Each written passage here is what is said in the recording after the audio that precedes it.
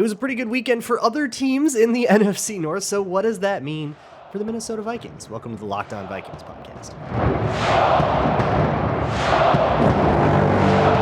You like it? 3, 1, 2, 3. You like it? You are Locked On Vikings, your daily Minnesota Vikings podcast, part of the Locked On Podcast Network, your team every day.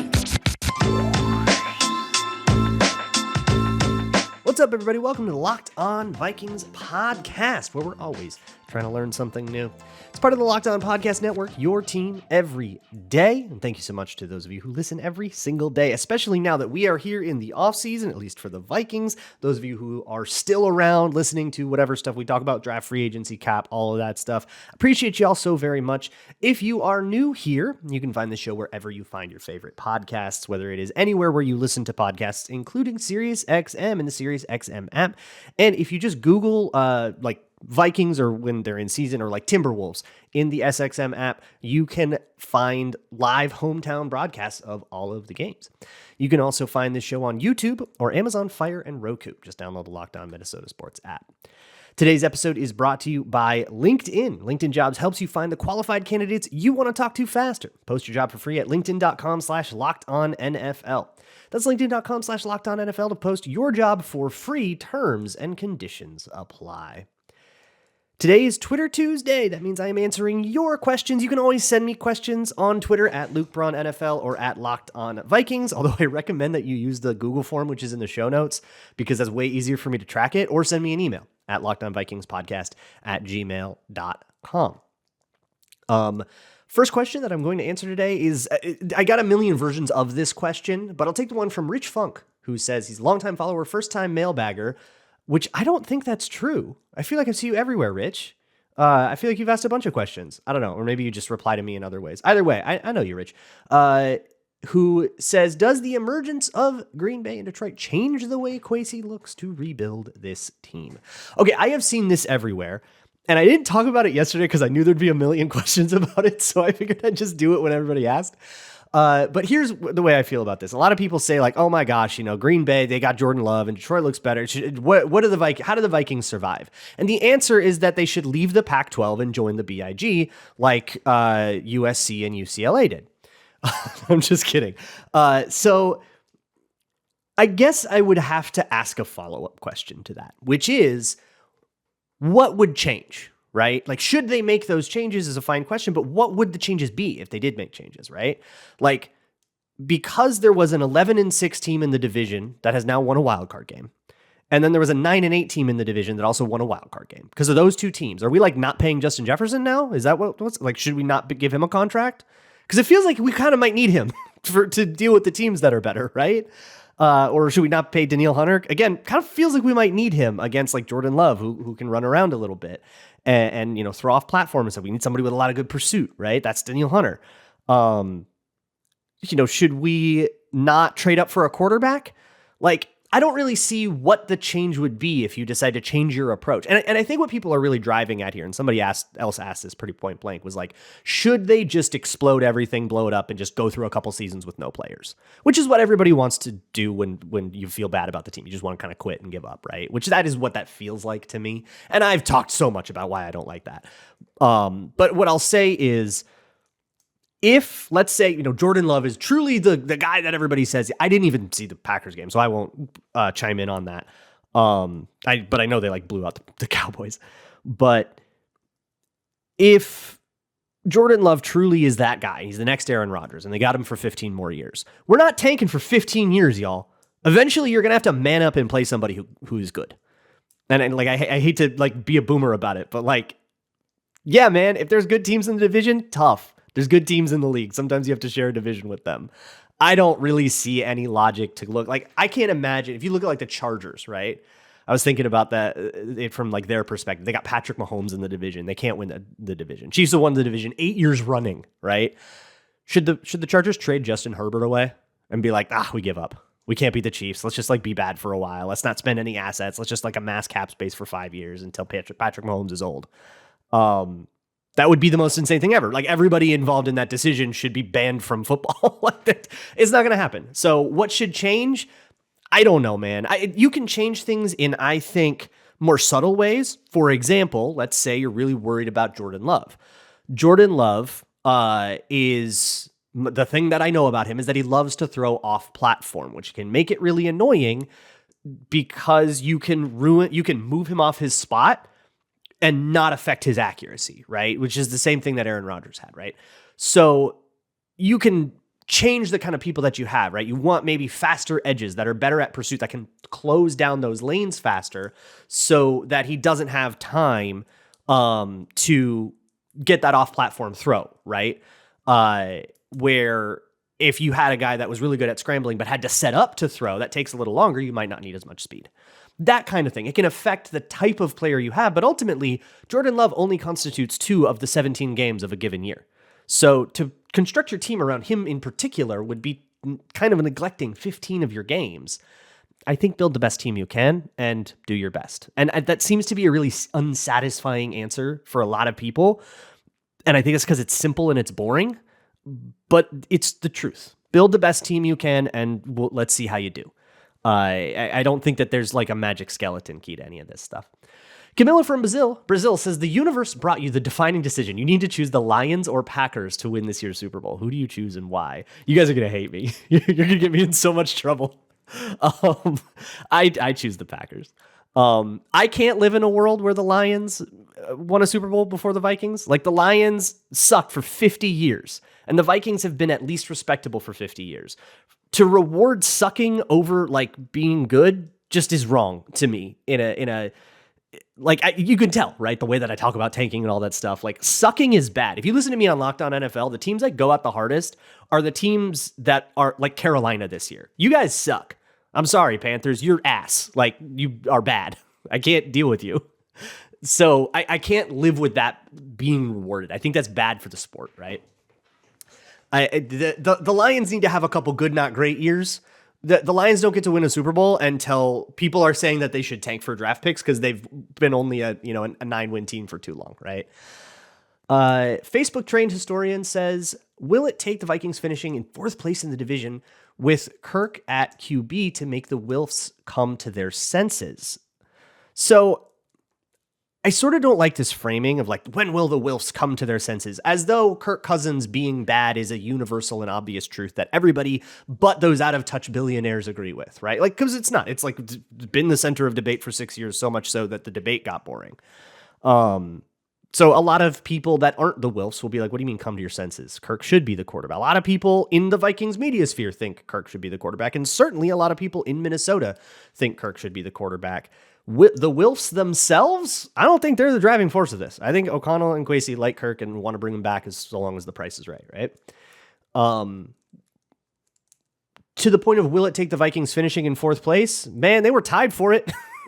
They only have 3rd on tiebreakers, man, over the Bears. So 7-10 is a pretty bad season. I think the fact that he got hurt and he only won 3 games after he got hurt on Halloween is probably enough for nobody in the Vikings organization to hit any panic buttons. You just go, quarterback got hurt. A lot of things went wrong. Let's see if everybody stays a little more healthy next year.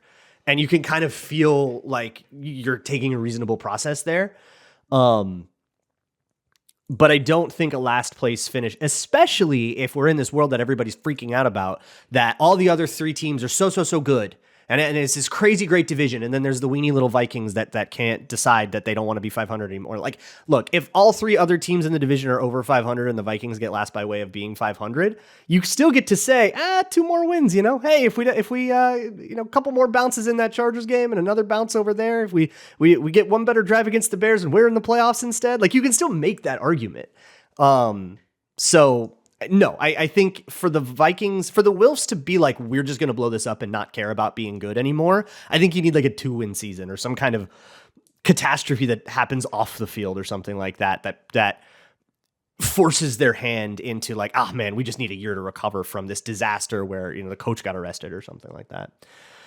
Matt Blazig says, will the Vikings get a compensatory pick if they don't bring Kirk back? Yes. So he is a compensatory free agent, and Danielle Hunter, I believe, is a compensatory free agent off the top of my head.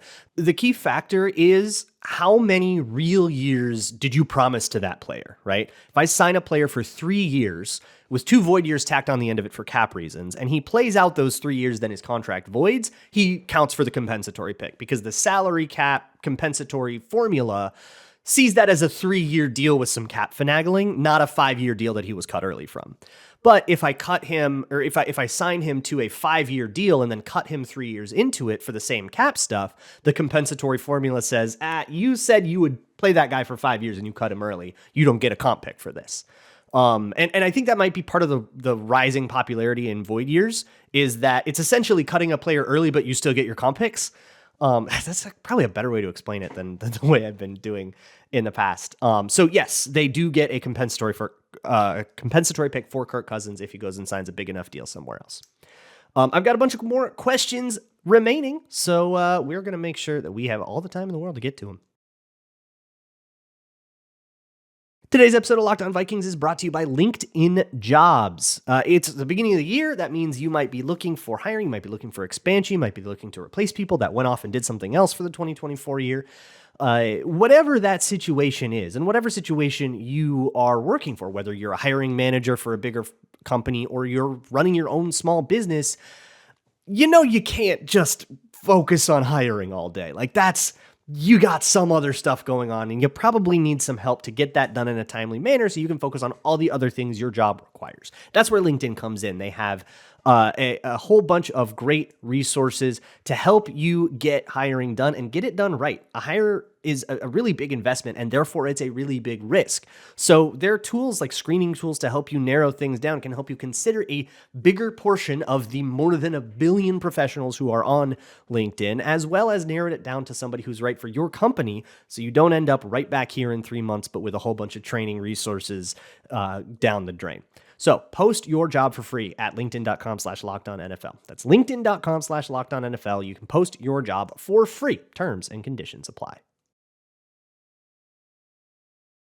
Thank you so much for making Locked On Vikings your first listen of the day. When you're done here, if you're watching on YouTube, don't lift a finger. It'll send you right to the Locked On Minnesota Sports 24/7 YouTube feed. Or if you aren't watching on YouTube and you want to go check that out, go to the Locked On Minnesota Sports YouTube page and go to the live tab, and you'll find it there.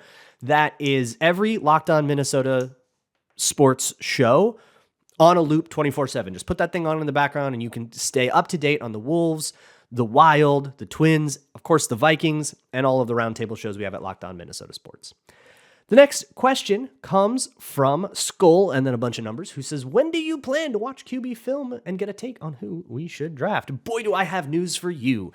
I've already gone through 2 of the quarterbacks that will be probably taken in the top part of the draft, or at least in the first 50 picks. I've watched Caleb Williams and Michael Penix. I'm working on Jaden Daniels now. He's next.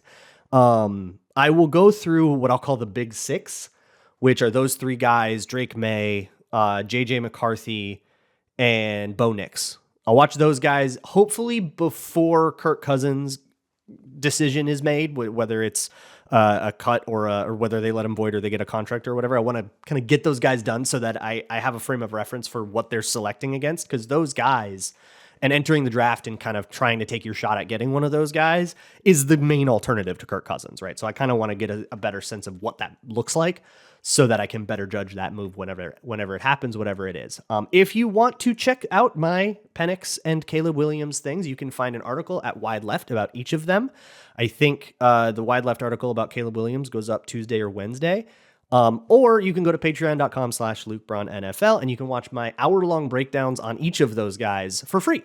Patreon.com/LukeBraunNFL is a donation-only thing right now. So I would love your support if you wanted to give it, but if not, that's fine too, and you can still come watch the videos. Viking Xena asks, with defense being our biggest... by the way, Skull, bunch of numbers. Thank you so much for the opportunity to plug everything. Viking Xena says, with our defense being our biggest need, what is the argument to drafting a QB in the first round over defense in the first round? The argument is that quarterback is more important, and quarterback is also the biggest need. As it stands right now, the Vikings do not have a quarterback other than Nick Mullins and Jaren Hall under contract for 2024. Obviously, that won't be the case by the time those games are played, but that still means that quarterback is the biggest priority. And it's not a guarantee that Kirk Cousins is that guy, right? They can sign Kirk Cousins. That would be a move to address the need, or they could do a different move to address the need, like drafting somebody or trying to trade for a quarterback, or who knows what situations are out there, right? So it's that quarterback is more important than anything else, any other position, because defense, well, I would say defense and offense, I call them equal. I know like analytics says offense is more important, but look, there's always an offense and a defense on the field. And ultimately, whether or not we spend on offense or defense isn't really a decision point that comes up. It's always more specific than that. It's like, do we take this guy? He's a linebacker. Or do we take that guy? He's a wide receiver. Do we like this guy better than that guy? And then maybe positional value kind of factors into that at some point, but it's only ever going to be one of many factors. So the argument though is you need a quarterback. I don't care how good your defense is. You need a quarterback. Just look at what happened to the Cleveland Browns this week. Sammy asks, why do you point to the marginal success of the 10th versus the 20th pick? End of the day, 10th pick will be higher ranked by consensus. So is that saying that consensus rankings are bad, or is there some magical increase in probability when you pick later versus earlier? Sammy, you screenshotted that, so I paraphrased. I did not transcribe your words exactly, and I'm not going to apologize for that. I was lazy. So Sammy is responding to a point that I made at the end of the Lions game. We talked a little bit to get some clarity on what he was asking here about losing that game on purpose to get a better draft pick, which I think they were 11th. I think they would have been 9th, or maybe even 10th. I forget, maybe 8th. I don't think they would have been 8th. So they would have moved up a couple spots if they lost that game. And I kind of said that the difference between 9th and 11th is marginal. And I'm using marginal as a synonym for small. It's a small difference. It's a very low probability that it matters.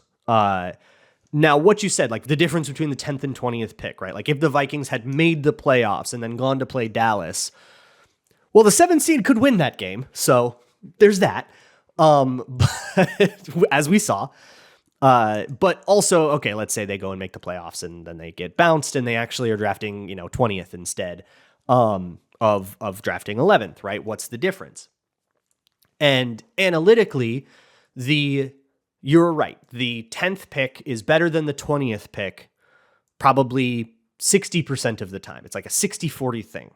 But when I say, it's like there's so many times when the 10th pick is Devin Bush and the 20th pick is somebody like Justin Jefferson, right? Or the example that I used was the 2020 draft, right? They could have picked 9th and gotten CJ Henderson, or they can pick 22nd and get Justin Jefferson, right? You'd obviously rather have Justin Jefferson in hindsight, and he was picked so much later. And I'm not saying that to say that the 22nd pick is secretly a better pick.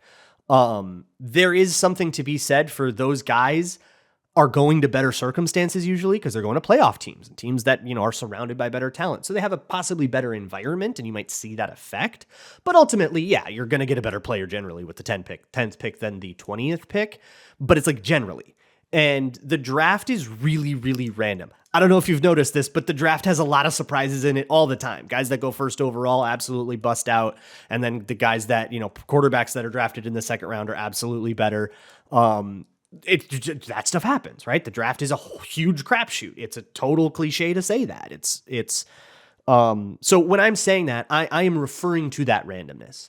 I am saying that whether or not you get the 9th dice roll or the 20th dice roll, you still have to do well on the dice roll.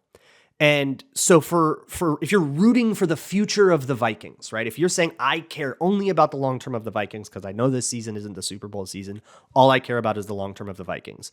Root for them to hit on the pick, whether that pick is in the first part of the first round or the middle of this first round or wherever, is going to be a fairly small effect on the probability. It is better, but only by a little bit. And ultimately, if you hit on the pick, whether we pick 12th or 14th doesn't matter. That was a good question. Thank you for asking it. Get Quackin says, how much of a haul would you be willing to get up to go get your guy in the QB in the draft? No particular name, just imagine it's the guy. Okay, so if it's like the guy, right, and I don't really have that name yet, you'd be hard-pressed to find a limit. I would absolutely Trey Lance this. If you had the guy, right, if he's the quarterback that's going to take you to the promised land, a couple of first-round picks are nothing, right? I mean, look, man, a couple of Lewis scenes for the guy at quarterback, like who cares, right? And for future first round picks, pick 32 is like actually a pretty common proxy for like doing the math on like draft charts. So a Lewis Cine can be it, right? And the 32nd pick can be Clyde Edwards-Helaire. It can be Lewis Cine. It can be Lamar Jackson. Those have all been the 32nd pick. So yeah, 2 first round picks wouldn't faze me at all. They won't need to spend 2 first round picks to get up into quarterback range. But they probably will be willing to because they were last year. So if they trade up, I would expect it to be expensive. I've got a couple more questions left to get to. Some of them are even about football. So we've got a little bit left to go. Today's episode of Locked On Vikings is brought to you by FanDuel, America's #1 sportsbook. And it's America's #1 sportsbook for a reason. Look, I don't think any of us want the Packers or Lions to win their divisional games, but just in case, I wouldn't blame you, all right? Only you and your God can see if you put a little emotional hedge down. You can do that at FanDuel. The Lions are 6-point favorites. The Packers are 9.5-point underdogs. So you can go hit that Packers money line, right? And hey, at least if they win, you got something. You can also get $150 in bonus bets guaranteed when you place any $5 bet. Win or lose, you can still get $150 back in bonus bets. So put $5 down on that Packers money line. If you win, you get a great odds. But even if you lose, you can still get $150 back in bonus bets. All you got to do is go to FanDuel.com/lockedon and sign up there. That's FanDuel.com/lockedon to get $150 back in bonus bets for placing a $5 bet, win or lose. FanDuel, official partner of the NFL. Today's episode is also brought to you by Jase Medical, and in particular, their Jase case, which is filled with 5 crucial life-saving antibiotics that you can have on hand at the ready in your own home in the case of an emergency. Things happen, and sometimes, especially with bacterial infections, they can spiral like pretty quick. So if you're waiting because there was a supply chain thing and the pharmacy doesn't have your prescription left, or if it's just really hard for you to get somewhere, like if you live in Buffalo and it's snowed in or something like that, like this stuff happens, it's good to be prepared. And it's always good to be over-prepared, right? You'd rather have it and not need it than need it and not have it, which is, I believe, a quote from Alien vs. Predator. So that's where we're at today. You can go to jasemedical.com. That's JASE medical.com and get that Jase case. They have antibiotics that can treat all kinds of things, including like UTIs, sinus infections, skin infections, common things. But if they get out of hand, they can get kind of dangerous. Be prepared. Go to jasemedical.com and use offer code LOCKEDON to get $20 off of your order. That's code LOCKEDON, LOCKEDON, at jasemedical.com.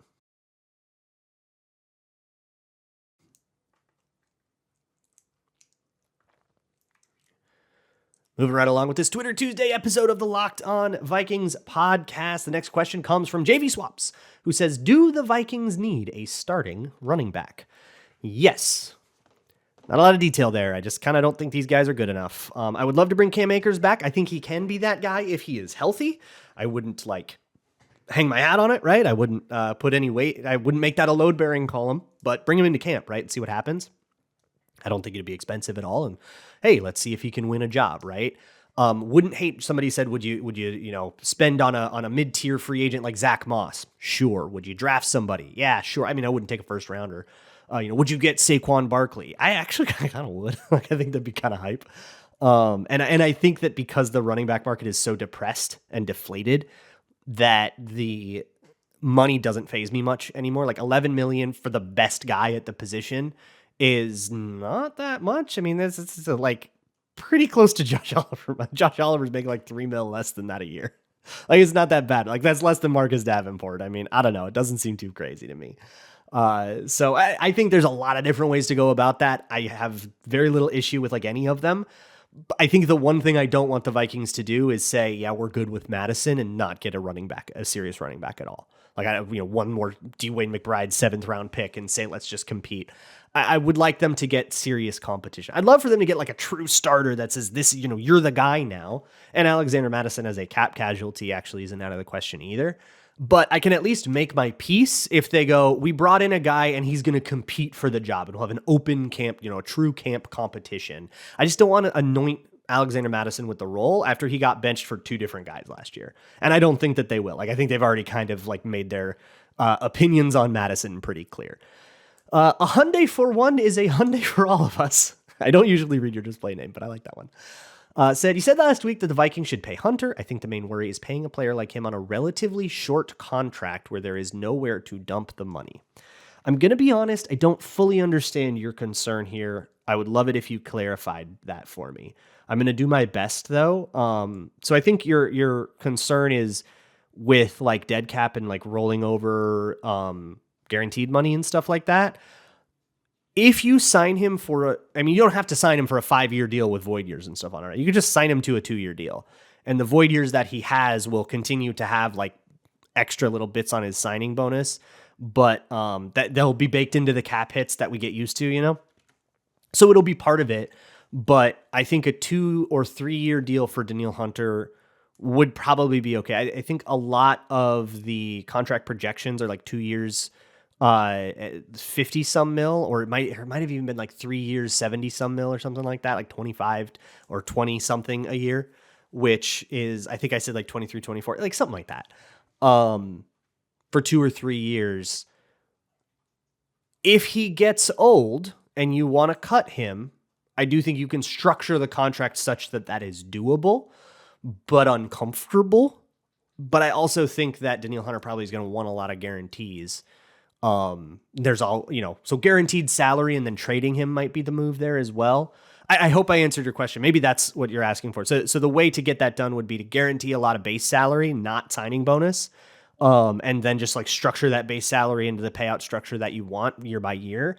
And then if he does get old and you want to get rid of him, you can do a contract dump trade and hope somebody, really wants a nice veteran pass rusher that maybe is a little long in the tooth and they're willing to take it on, or even a contract dump thing like can be your out in a way too. Scene Season says it's time to be positive. How do you feel about Booth and Roy? And you can include Blackman if you want. What's one thing they did good? And one thing they improved upon. Okay, that's a lot of players, but I will talk about Booth. So Jaquelin Wright, we didn't see a ton from. He didn't get a ton of reps. I thought he was a pretty good run. I think he had some like good stack and shed plays, or the old Pete Jenkins. He was the D-line coach for the Eagles for years and years. Stack, react, attack, where you kind of stack up a block and then you react to what the running back does, and then you attack the running back when he's in your gap. He had some good moments doing that. He just didn't get a lot of reps. And I think as a pass rusher, there wasn't a ton there. In terms of Blackman, he had some moments as a gamer. He had some rookie moments. I think that was a very classic rookie cornerback season. I want to look at both him and Booth a little closer before I really have like a take about how they go. But you know what? My New Year's resolution is to have fewer takes. I might not even either. But from what I saw from Booth this year, there were some missed tackles down the stretch, and everybody was missing tackles, but I didn't hate it. I wonder if, I don't want to like lock this in until I've watched it a little closer, and I haven't yet, but I wonder if maybe he took a little bit of a step forward. And hey, for a corner, that's not uncommon to see in year 2, year 3 for these young corners that have a lot to learn and came out a little raw. A step that would be kind of encouraging. And I don't know, maybe that'll be a Patreon sometime in like February or March when I'm super sick of the draft. Brainstain says, what in Yahweh's name happened to a Caleb? He got in his head. That's what I think it is. Watching it, so he was really, really good until that Cincinnati game. And I caped for him in that Cincinnati game because in that Cincinnati game, a couple of the plays that he got the most flack for, I think the fact that TV doesn't show the secondary and they just pan over and we just kind of tend to blame whoever the closest guy was. In some places, even just assign stuff to closest defender. Like I'm pretty sure, no, PFF doesn't do it that way anymore. They used to though. But I'm pretty sure like Next Gen does, and like SIS still does it that way. Like they don't do it quite as objective or quite as subjectively. But I think he got a lot of flack for that Cincinnati game and didn't deserve it. But coming into the Detroit game, he was hesitant, and I think he looked like a guy who was thinking more than he was playing. And I don't know if it was the media from that Cincinnati game, but I do know that Caleb Evans is a guy that reads his own headlines. He's a guy that searches his own name on Twitter and stuff, right? So I wouldn't be shocked if it were that or if it were something else personal or whatever. I don't really need to speculate any more than that. It was something is all we need to say, right?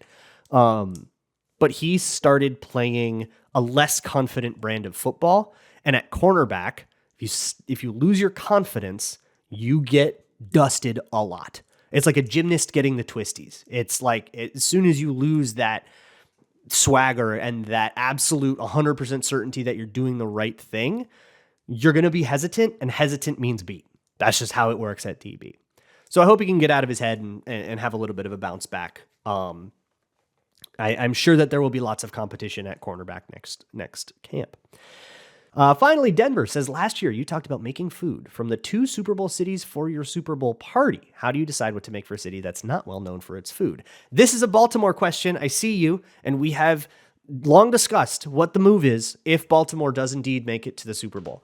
Because I think for like the NFC, we got some pretty easy ones. We got Tampa Bay. We're just going to call it like Cuban food, right? Which we would have done the same thing for Miami. That's about the closest. If it's Green Bay, we'll do a cheese thing. If it's Detroit, we'll probably make pizza. And if it's San Francisco, we'll make bread. Like easy, right? For the AFC, you've got a couple of barbecue places in Houston and Kansas City.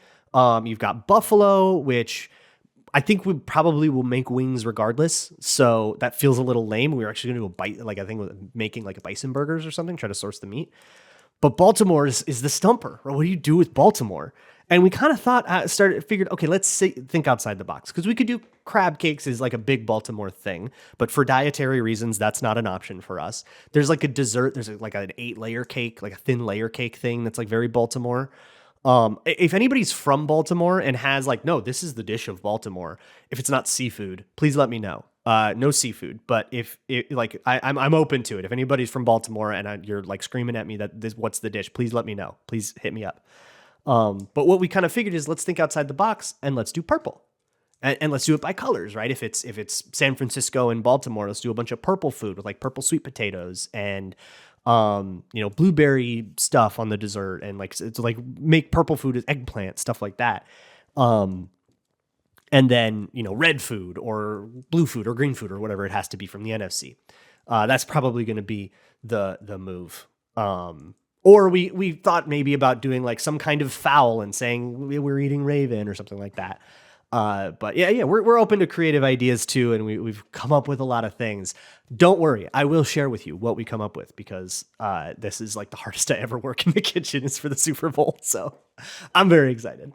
I will see you guys all tomorrow. We'll figure out, maybe we'll start talking about draft quarterbacks soon, because I'm running out of things that I care about when it comes to like free agency offseason topics. We have like a month before anything happens that's worth talking about. So maybe we'll just start getting into the quarterbacks. I don't know. We'll see, and talk to you then for whatever that is. And as always, Skull.